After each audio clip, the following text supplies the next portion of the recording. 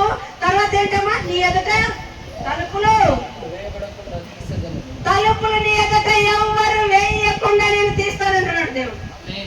నువ్వు వెళ్తున్న మార్గంలో, నువ్వు నడుస్తున్న మార్గంలో, నువ్వు చేస్తున్న ప్లాన్లు అన్నిట్లలో ఇదిగో కోరేస్, నువ్వు నడుస్తున్న ప్రతి మార్గము, నువ్వు చేస్తున్న ప్రతి తలంపు, ప్రతి ఆలోచనలో ఎక్కడ ఎవడే కానీ తలుపులు వేయలేడు.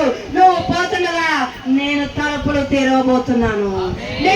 నువ్వు అక్కడ ఏ స్థలంలోకి నువ్వు వెళ్ళబోతున్నావో, ఏ ఇంట్లో అడుగు పెట్టబోతున్నావో, ఎవరికి ఫోన్ చేయబోతున్నావో, నువ్వు ఫోన్ చేయాలనుకుంటున్నప్పుడే వాళ్ళ ఫోన్ స్విచ్ ఆఫ్ ఉన్నా కూడా స్విచ్ ఆఫ్ ఆన్ అయిపోతుంది.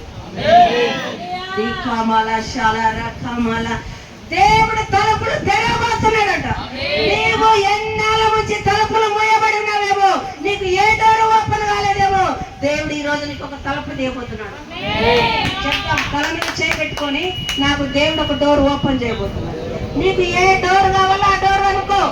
నాకు దేవుడు ఈ రోజు ఒక డోర్ ఓపెన్ చేయబోతున్నాడు. నాకు డోర్ ఓపెన్ చేసిన దేవుడు ఇక ఎవరు ఏ దారి పెడతాడే. హల్లెలూయా. దేవుడే కోరేష్ పక్షంలో ఉన్నప్పుడు